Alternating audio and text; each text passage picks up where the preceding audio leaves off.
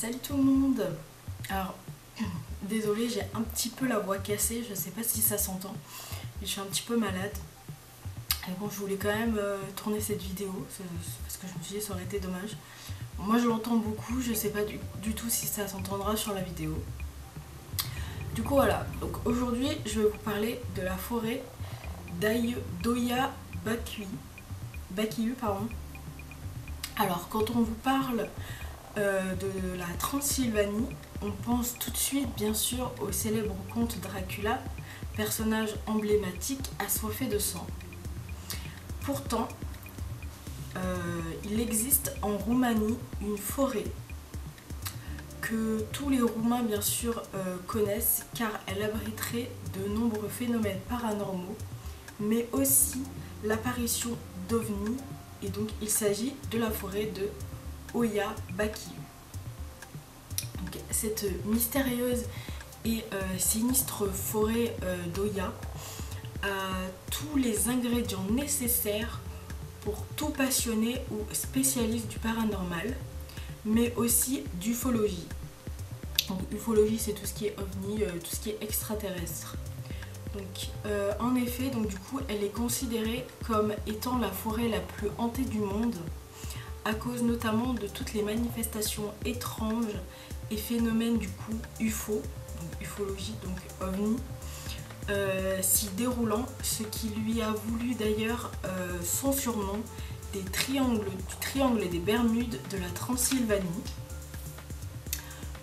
On a pu relever aussi parmi de nombreuses personnes qui ont pénétré en fait dans cette forêt des coïncidences pour le moins très troublantes. Du coup en fait tous sont unanimes sur la sensation désagréable d'être envahi par un sentiment d'anxiété qui peut sans doute s'expliquer par la forme particulière des arbres qui sont en fait, ils sont tous distordus en fait, ils ont des formes assez bizarres et qui ne donnent du coup pas forcément l'envie de rester longtemps dans les parages.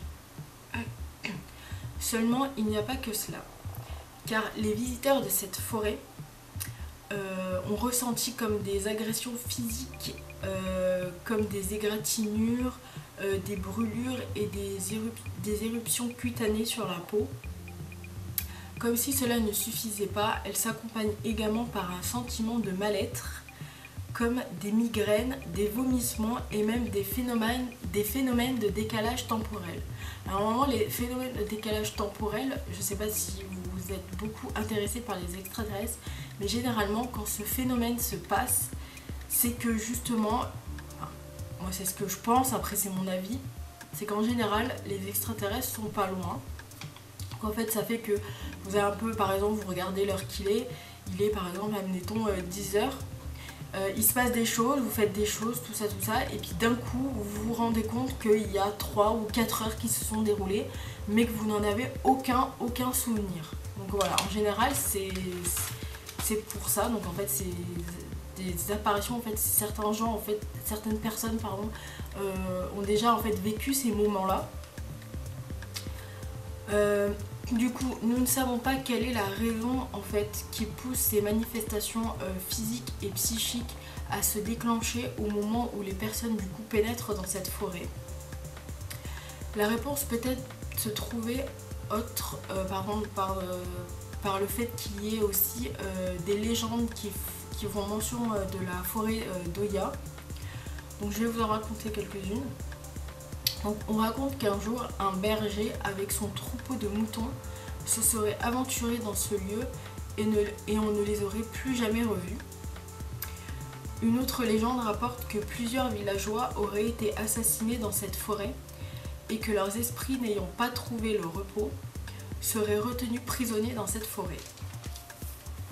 Donc les témoins ont même affirmé avoir entendu des voix désincarnées et avoir aperçu des corps circulants, mais ils n'avaient pas de tête.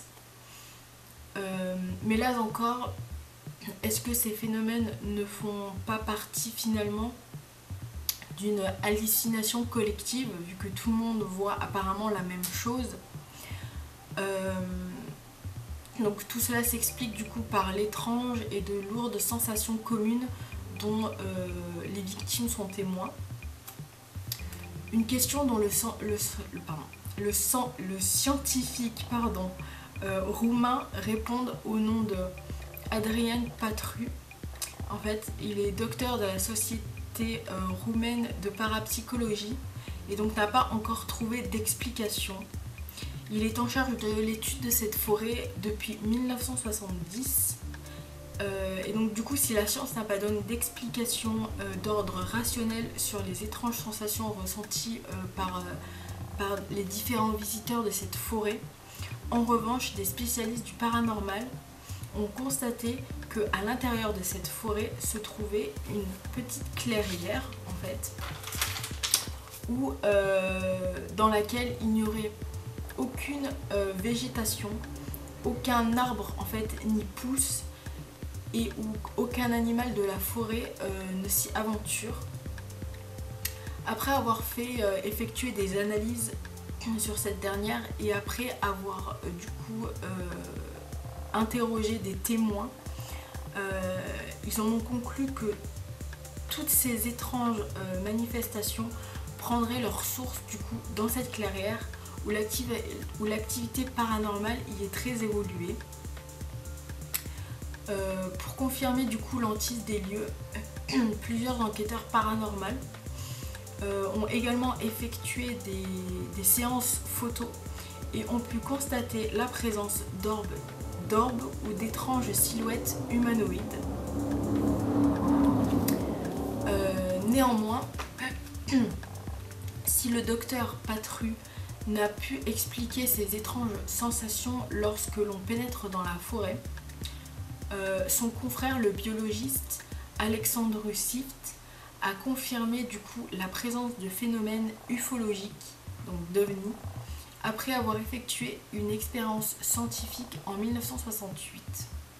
Ce dernier aurait réussi à prendre une photo et à capturer un OVNI en forme de disque, suscitant par la même occasion l'intérêt des passionnés d'OVNI et d'ufologie. Donc c'est tout pour moi aujourd'hui. C'est une forêt vraiment très passionnante.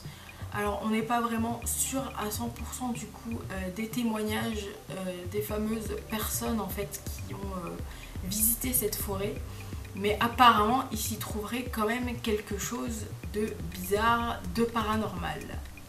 Donc voilà, n'hésitez pas à me dire comment vous avez aimé cette histoire. Si vous avez aimé cette histoire, mettez-moi un j'aime. Et moi je vous dis à la prochaine pour une autre histoire. Salut les amis!